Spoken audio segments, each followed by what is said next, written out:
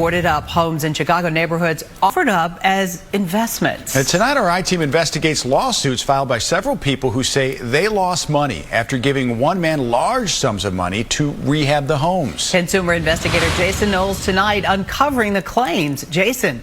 Cheryl, Rob, people across the country say they've been ripped off, all because of an alleged housing scheme. An alderperson is also upset about the vacant homes, which are an eyesore for neighbors. They are boarded up, dilapidated homes on the city's south side. It hurts the neighborhood because all of these people that live here think that something nice is going to happen in the neighborhood. These 4 homes, which are supposed to be rehabbed, are now at the center of several lawsuits filed by 8 investors from all over the country. I'm married with 2 kids. I'm providing for my family. It's devastated my life. They say they've lost thousands investing in the Chicago homes with Steeve Raymond, the CEO of an Illinois-based company, Selective Real Estate Investments. When you're ghosted like this, it's unsettling. The investors represented by this local attorney, Ana McNamara. And it started with 1 or 2 phone calls, and then it steamrolled into numerous. You can see Raymond in these YouTube videos, one in an announced recorded Zoom call from January of 2024. I'm also a licensed general contractor, so that's the main one of the main reasons of my success is I can control, not only the purchases but the rehab of the property. The videos are cited in another one of McNamara's lawsuits representing a 9th investor.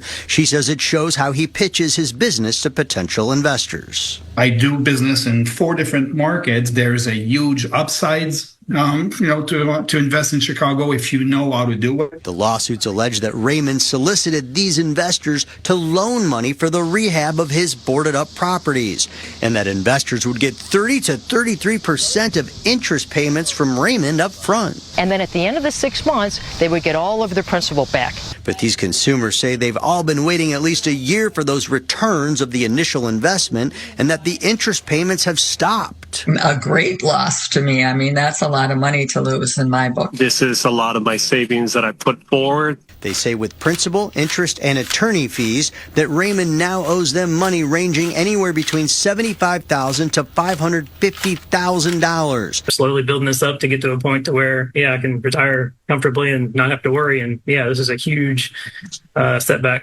Some of the consumers say they did get some interest money, but the majority of the lawsuits also allege that it came from the money they invested, alleging a Ponzi scheme. Where is the money? Can we just get our principal back? Raymond's attorney, who was also named in many of the lawsuits, told the I-Team, Mr. Raymond is not willing to comment on pending litigation other than to deny that there was any wrongdoing or fraudulent activity.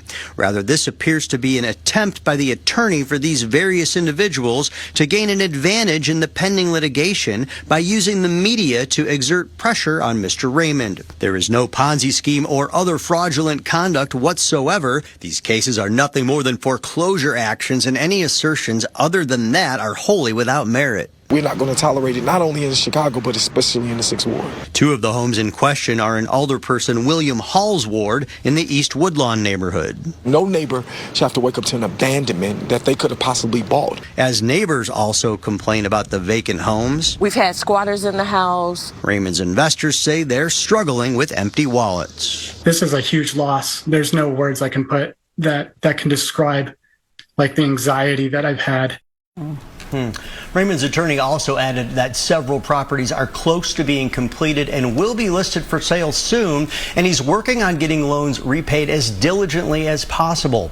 Raymond has not yet filed official legal responses to the lawsuits in our report.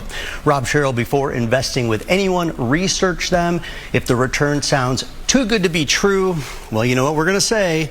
It probably is. So you want to make sure you do all your research. We will continue to update this story and let you know if anyone ends up getting their money back. These people lived everywhere, too. This was all across the country. All over the nation. Yeah. It'll be interesting, the follow-up for sure. Thank you. Great work tonight, Jason. Thank you. Time for our